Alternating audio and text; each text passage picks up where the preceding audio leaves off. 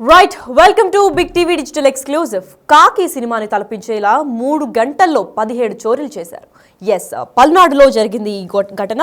పల్నాడులో కాకి సినిమాలో తలపించేలాగా చోరీ చేశారు. సంక్రాంతి పండుగ టైంలోనే అంతర్రాష్ట్రీయ దొంగలు కూడా స్వేర విహారం చేసినట్టు తెలుపుతున్నారు. అలాగే పల్నాడు జిల్లా గుజరాలలో నియోజకవర్గంలో వరుస చోరీలు జరిగాయి. అర్ధరాత్రి 3 గంటల్లో, అంటే కేవలం 3 గంటల సమయంలో 17 చోట్ల చోరీలు చేశారు. దాచేపల్లి, గురజాల మండలంలో వరుస చోరీలు కూడా జరిగినట్టు తెలుపుతున్నారు. గురజాల, పులిపాడు, శ్రీనివాసపురం, నడిగుడి గ్రామాల్లో చోరీలు జరిగాయి. పక్కా ప్రణాళిక ప్రకారమే చోరీలు జరిగినట్టు కూడా అనుమానాలు వ్యక్తం చేస్తున్నారు.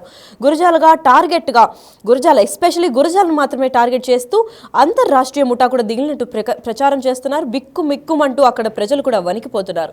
ఎస్పెషల్గా గురజాల ఇంకా మాచల గ్రామాల్లో ప్రజలైతే హై టెన్షన్ మొదలైందని చెప్పుకోవచ్చు. దాచేపల్లి మండలం నడికుడి గ్రామాల్లో 5 ఇళ్లు, అలాగే గురజాల మండలం పులిపాడు గ్రామంలో 6 ఇళ్లు, అలాగే శ్రీనగర్లో ఒక ఇంటిలో కూడా చోరీ జరిగినట్టు ఇప్పటికే స్థానికులు తెలిపారు. అయితే దీని గురించి మరింత సమాచారం ఇవ్వడానికి గుంటూరు నుంచి మా ప్రతినిధి సాయి శంకర్ అందిస్తారు. సాయి శంకర్, చెప్పండి, అసలు ఒకే టైంలో అంటే 3 గంటల సమయంలో 17 చోట్ల చోరీలు జరుగుతుండే పోలీసులు ఏం చేస్తున్నారు? లక్ష్మి, 3 రోజులు సెలవులు ఉండటంతో సంక్రాంతి సంబరాల్ని తమ యొక్క బంధువులలో కానీ లేకపోతే సొంత గ్రామాల్లో కానీ ఉండి వెళ్ళి ఎంజాయ్ చేయడానికి చాలా మంది కూడా సొంత గ్రామాలకి వెళ్ళినటువంటి పరిస్థితి ఉంది. ఈ నేపథ్యంలోనే దాచేపల్లిలో ఉన్నటువంటి అనేక మంది అక్కడ ఉన్నటువంటి నివసిస్తున్న వాళ్ళు వాళ్ళ బంధువులకు సంబంధించినటువంటి వాళ్ళ ఇళ్ళకి వెళ్ళినట్లు తెలుస్తుంది. ఈ కోనసీమ జిల్లాల్లో ఈ పండుగని బాగా నిర్వహించడంతో పాటు పల్నాడు జిల్లాల్లో కూడా కొన్ని ప్రాంతాల్లో ఈ పండుగని బాగా వైభవంగా నిర్వహిస్తారు. దాంతో వాళ్ళందరూ కూడా అలా వారి యొక్క బంధువుల ఇళ్లకు వెళ్ళినట్లు తెలుస్తుంది. ఈ నేపథ్యంలోనే కంపల్సరిగా ఈ 3 రోజులు ఈ ఇళ్లలో ఉండరు అనే విధంగా ముందుగానే పక్కా ప్రణాళికతో ఉన్నటువంటి కేటుగాళ్ళు ఎవరైతే ఉన్నారో వాళ్ళంతా కూడా ఈ ఇల్లు ఖాళీగా ఉన్న ఇళ్ళనే టార్గెట్ చేసుకొని కూడా వరుస దొంగతనాలు, అంటే టైం బౌండింగ్ కూడా పెట్టుకున్నట్లు తెలుస్తుంది. విత్ ఇన్ షార్ట్ పీరియడ్, అంటే రాత్రి సమయంలో వాళ్ళు ఒక టైం పెట్టుకొని ఆ టైంలోపే ఈ ఇళ్ళన్ని కూడా దోచేయాలి అనే విధంగా కూడా ఒక ఫిక్స్డ్ ప్లాన్ తో కూడా వాళ్ళు చేసినట్లు కూడా క్లియర్ గా అర్థమవుతుంది. మొత్తం 4 గంటల సమయంలో, అంటే ఉదయం ఏదైతే తెల్లవారుజామున సమయం ఏదైతే ఉంటుందో ఆ సమయంలో మొత్తం వరుసగా 14 ఇల్లులు, అంటే దాచేపల్లి పోలీస్ స్టేషన్ పరిధిలో 8 ఇల్లులు, అదేవిధంగా గురజాల నియోజకవర్గం పరిధిలో ఉన్నటువంటి 6 ఇళ్లలో వరుసగా కూడా దొంగతనాలకు పాల్పడ్డట్టు కూడా క్లియర్ గా తెలుస్తున్నటువంటి పరిస్థితి ఉంది. మొత్తం 14 ఇళ్లకు సంబంధించినటువంటి ఇళ్లలో చోరీలు చేసినట్లు కూడా పోలీసులు కూడా గుర్తించడం జరిగింది. వరుసగా జరిగినటువంటి ఈ దొంగతనాలకి ఒక్కసారిగా కూడా ఈ ఇళ్లకు సంబంధించినటువంటి ఓనర్లు ఎవరైతే వచ్చి చూసుకోవడంతో తమ యొక్క విలువైనటువంటి వస్తువులు కోల్పోయినట్లు కూడా వాళ్ళు గుర్తించి వెంటనే పోలీసులను అప్రోచ్ అవ్వడం జరిగింది. ఒక కేసు నమోదు చేస్తున్నటువంటి పోలీసులకి మరో కేసుకు సంబంధించి వాళ్ళు ఫోన్లు చేయడం, ఆ కేసు నమోదు చేస్తున్నటువంటి నేపథ్యంలో మరొకళ్ళు ఫోన్ చేయడం, ఇట్లా వరుసగా మా ఇళ్లలో దొంగతనం జరిగిందనే విధంగా కూడా ఒక్కసారిగా స్టేషన్ కి ఫోన్లు వస్తున్నటువంటి నేపథ్యంలో వాళ్ళు అసలు ఏం జరిగిందని దానికి సంబంధించి సంఘటన స్థలాలకు వెళ్ళగా వరుసగా దొంగతనాలు జరిగినట్లు కూడా పోలీసులు గుర్తించినట్లు కూడా డిఎస్పీ జగదీష్ అయితే మీడియాకి చెప్పడం జరిగింది. మొత్తంగా ఈ దొంగతనాలు చేసింది ముఠా సభ్యులు ఎక్కడ వాళ్ళు అనే దానిపైన కూడా దృష్టి పెడుతున్నాం అనే విధంగా చెప్తున్నారు. అంటే స్థానికంగా ఉన్న వాళ్ళ లేకపోతే పక్క రాష్ట్రాల నుంచి వచ్చినటువంటి దొంగల ముఠానా అనేది కూడా తెలియాల్సింది అనే విధంగా కూడా వాళ్ళు చెప్తున్నటువంటి పరిస్థితి ఉంది. అయితే కొన్ని క్లూస్ కూడా మేము సేకరిస్తున్నాము.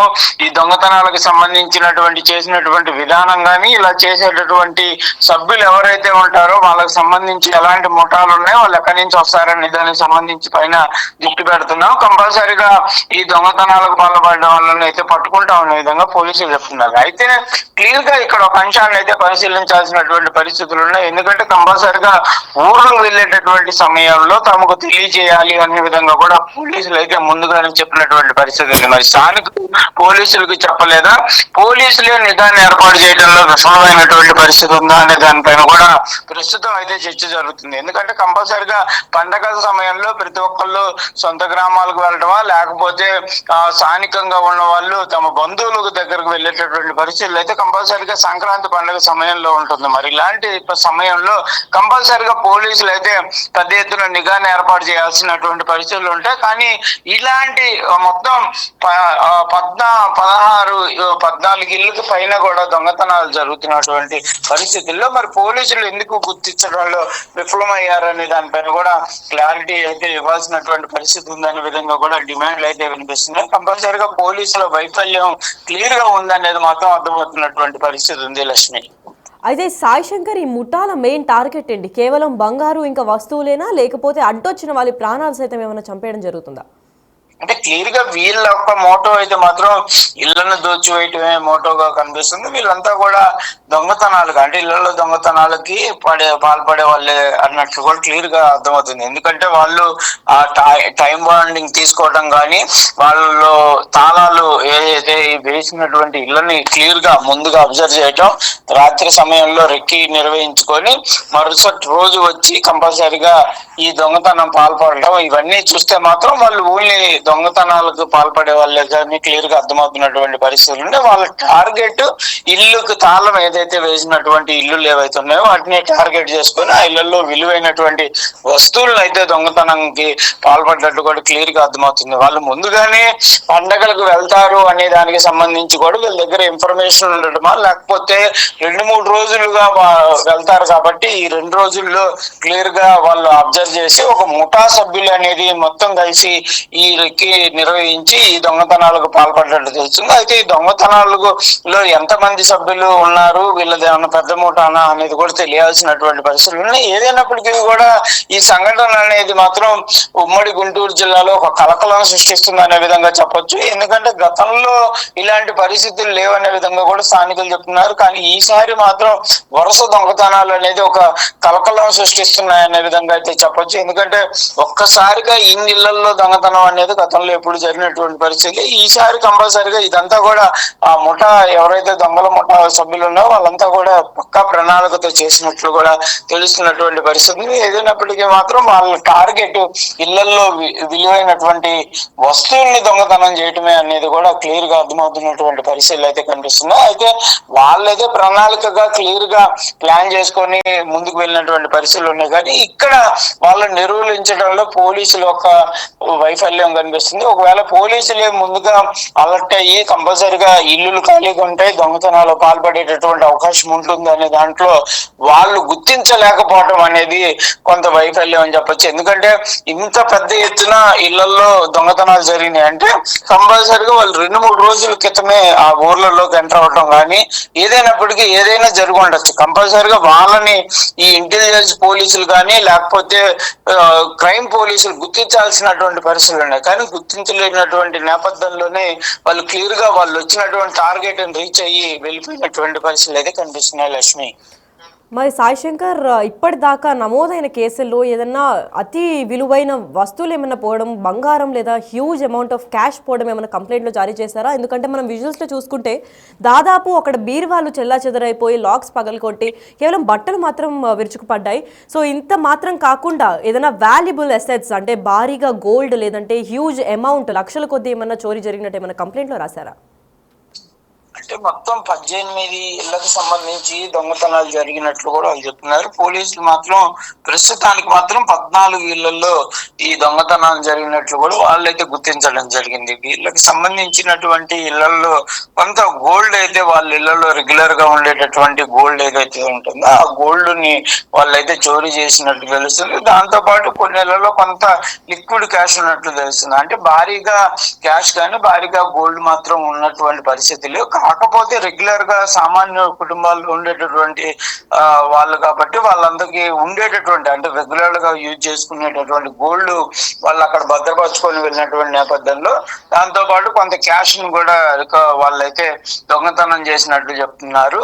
మొత్తంగా మాత్రం ఎంత జరిగింది ఏంటి అనే దానిపైన కూడా అంచనా వేస్తున్నటువంటి పరిస్థితులు ఉన్నాయి. అయితే ఇప్పటి వరకు నమోదైనటువంటి కేసులే కాకుండా మరికొన్ని సంఘటనలు కూడా జరిగి ఉండొచ్చు. వాళ్ళు పోలీసులను అప్రోచ్ అవ్వడానికి సమయం పట్టేటటువంటి అవకాశాలు ఉన్నాయి. ఎందుకంటే క్లియర్ గా నిన్న సాయంత్రానికే కొంతమంది వచ్చారు.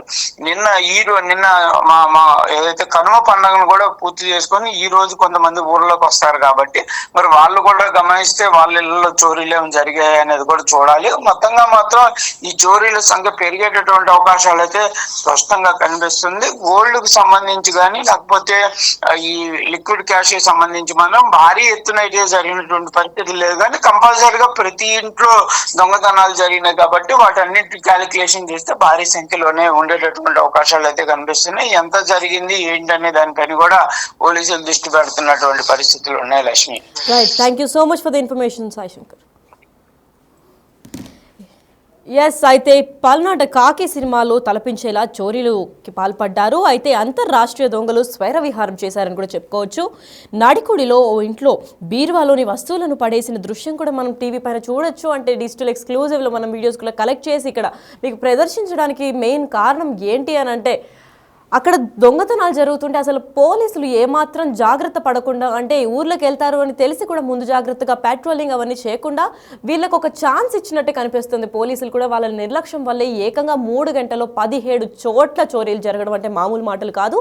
ఇవి కేవలం మన సినిమాలో చూస్తుంటాం. కాకపోతే మన రాష్ట్రంలో అంటే తెలుగు రాష్ట్రాల్లో ఇంత విపత్తరమైన ఘోరంగా అంటే 3 గంటల సమయంలో 17 చోరీలు అంటే అసలు పోలీసుల నిర్లక్ష్యం వల్ల ఇదంతా జరిగిందంటూ కూడా స్థానికులు కంప్లైంట్ చేస్తున్నారు. అంతేకాకుండా ఈనాడు ఇంత జరిగింది అనంటే హీరో కార్తిక్ నటించిన కాకి సినిమాలో దొంగల ముఠా కూడా ఇలాగే తయారు చేసి ఒకటే ఎత్తున అంటే భారీ ఎత్తున పెద్ద సంఖ్యలో వాళ్ళు కూడా ఒకటే టైంలో ముందుగానే రెక్కి వేసి గత 2-3 రోజులుగా కరెక్ట్ ప్రాపర్ ప్లానింగ్తో చేసుకున్నట్లుగానే వాళ్ళని ఏమైనా ఇన్స్పిరేషన్గా తీసుకుని దొంగల ముఠా కేవలం 3 గంటల్లో 17 చోరీలు చేశారా అని కూడా డౌట్లు వెలువెత్తుతున్నాయి. అయితే ఎలా వస్తారు దొంగలు కొల్లగొట్టేందుకు, వీళ్ళే చోరీ చేశారా ఏంటి అన్న దర్యాప్తు ఇంకా పోలీసులు చేస్తున్నారు.